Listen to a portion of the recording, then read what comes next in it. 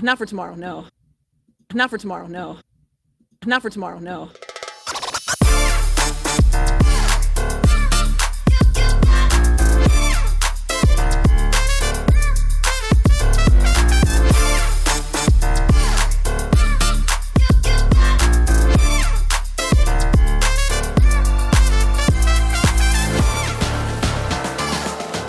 Welcome to another episode of the Adrienne Ross Show, where sports and culture connect. Well, Stephanie White was back in practice on Monday, and she gave the news that lots of people didn't want to hear. Caitlin Clark will not be playing in Tuesday's game against the Atlanta Dream. And the people were waiting because she was reevaluated after 2 weeks, and we knew she wasn't going to play against Chicago. But we were not so sure about Atlanta, and now we are. Not for tomorrow, no. No Caitlin Clark, and no Sophie Cunningham. Not for tomorrow, no. Well, I'm here to say we could look at this as a bit of good news. Good news, no Caitlin Clark, no Sophie Cunningham. How is that good news? You got to look for the silver lining in everything, right? But seriously, there is some good news to it. And I'll get to that in a moment. But first, let's listen to what Stephanie White said during that media availability time. We'll go over to Wish TV News on X. Not for tomorrow, no. You know, I think for us, it's we've got to work both her and Sophie back into, are they in basketball condition? You know, what does it mean to go live? It's one thing to do some shooting drills. It's another thing to get out there on the floor, get back into to movement patterns, rhythm, timing. And so that's what part of, picking and choosing the things that they can be in practice so that we can see their progression. Both of them being out for long periods of time, you got to work your way back into being game ready. I don't know if cleared's the right word. I mean, we're ready to start ramping back up and make sure, it's completely different when you're just doing one-on-one workouts and when you're out there in 5-on-5, getting up and down the floor, moving laterally. So she's been allowed to do some practicing, not everything. And we're gonna be smart, and we're gonna be cautious, and we're gonna play the long game and work her back in very intentionally. So she said she wouldn't quite use the word cleared. Okay. So that means that she's not been forbidden, it sounds like, but no one said absolutely put her out there, throw her out there, let her run up and down the court for 40 minutes. Whatever that means, that we're not going to use the word clear. The bottom line is what she said there, and that is that they're going to play the long game and work her back in. Now, she used that word laterally, and that's really important. Now, if you have never played basketball, you don't realize that it is a totally different type of strain, if you will, on the body.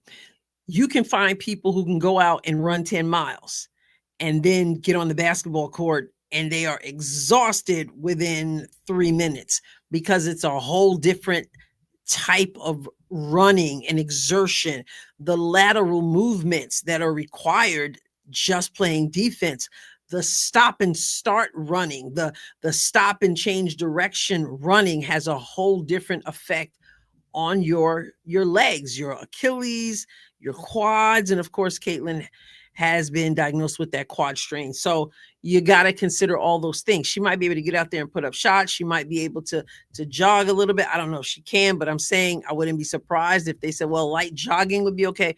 But the full court up and down, stop, start thing adds a whole different dimension. Of course, Sophie Cunningham has the ankle injury. So they're going to take their time. Like I said, there's some good news in this. And to find that good news, we're going to go over there on Google. I just typed in Indiana Fever and their schedule comes up, and we're going to look at the schedule and we're going to be able to assess why this could be good news. So here we see the Fever will take on the Dream. It says today at 6:30 p.m. Today, it's after midnight, so it says today. It's Tuesday at 6:30 p.m. That's Central Time. And then the Indiana Fever will not play again until Saturday. So we got today, Tuesday, next game, Saturday. So if Caitlin stays out, then she would have even more time before what many, I'm sure, consider a really big game, and that is against the New York Liberty, undefeated. I am assuming the team is still without Jonquel Jones, who went down with an ankle injury. At least I haven't heard anything about her being back. I don't know what the situation is there, but either way, the Liberty is a force to contend with. And so possibly Caitlin could return for that big game. But if not, then the next game is Tuesday, the 17th. So that would give even more time, because that game is it's a week from right now. All right, so that's even extra time. And it's also the Sun, and I know the Sun beat Indiana already, that win that the Sun got, but it's conceivable that the Fever will beat the Sun, as the Fever should have done in that first matchup. And so if they're thinking that they like their chances there, although, like I said before that game before, you can't underestimate the Sun, but you might, if you're the coaching staff, say, have her sit out here and let them vie for that win without her. And then in that case, you're getting all the way till June 19th against the Valkyries, and the Valkyries just beat the LA Sparks in overtime. I watched the end of that game. Valkyries, exciting team, great fan base, and don't sleep on that expansion team. So maybe you bring her back there, if not before. I don't know what the plan is. I don't know what the long game actually looks like, but I am saying, the schedule being what it is conducive to extra time, which is always helpful when you're recovering. And you might be able to stretch it out before you have to have her on the floor. Of course, they want her on the floor, but not at the expense of causing more issues, because, well, we know why. I mean, for obvious reasons, right? You want her to be well when she comes back. And so it is with Sophie Cunningham. Now, I want to look at something else. I want to go back to the schedule, because the Fever is going for the third win in a row. This team had not even had 2 wins in a row in this regular season. Can you imagine that? They won the 2 games of the Commissioner's Cup. Good. This team had not put together 2 wins back to back. And now they're going for the third one. Let's look at the schedule again. So we'll go up here to the first game of the regular season. Starts right here with Sky versus Fever. Indiana won this game. Then the next game was against the Dream. Indiana lost that game by 1. Then they played the Dream again. Indiana won that game. And then they played the Liberty, and the losing streak started. Lost to the Liberty by 2. Lost to the Mystics by 6. Lost to the Sun by 2. And then the win streak began with the Mystics beating them 85-76, and then beating the Sky 79-52. So again, not only has this team not had an opportunity before Tuesday coming, which is today, to win 3 in a row. The team had never even won 2 in a row, just 1 before losing and then winning and then going on a 3-game losing streak. So they get an opportunity to get 3 games in, albeit without Caitlin Clark. The Fever fans have to do what the Fever team has to do, and that is be patient. Look at the schedule, and some days in between is a lot different from last season. Remember last season? Woo! Boom, boom, boom, boom, game. So there's a little bit more time to be able to stretch it out, and we want to see her back.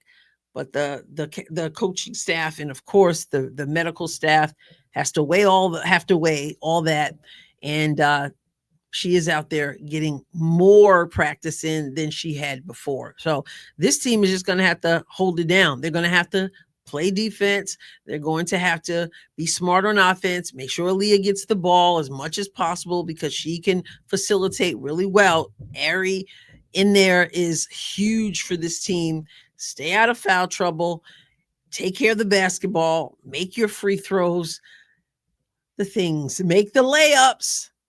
And if you can do that, it's like save Caitlin some time. It kind of reminds me, you know, if you ever play softball, which I did also, you're playing softball and there's 2 outs and you're on deck and somebody's up and you're like, save me a hit, right? Save me an at bat, save me an at bat. And so right now, Caitlin is like, okay, save me some time. And the more they can win, the more she's not feeling like I got to get out there, wanting to rush it. You guys hold it down. That's why you're on the team.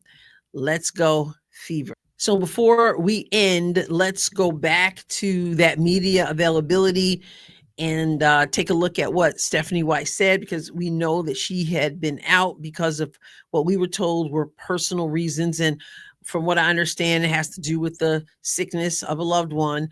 So what did she have to say about it? Because the journalist did ask her. So over on CCAKGAE, I don't know how that's pronounced, CCAKGAE, perhaps, on X. This is what that account looks like, CCAKGAE. And then it's like at, and it looks like it's like a phonetic spelling of at Clark season. First off, just like, how are you doing? How's your family doing after that being away for a couple days? Thanks. I'm doing all right. It's helpful that we have such a great group that pouring into me and helping give me strength. I've said it all along. We've got 3 head coaches on our staff, and so knowing that they continue to step up and do great things gives me comfort. Our family's working through a hard time right now, and no matter what, I'm going to be where my feet are, but I'm really thankful for this group.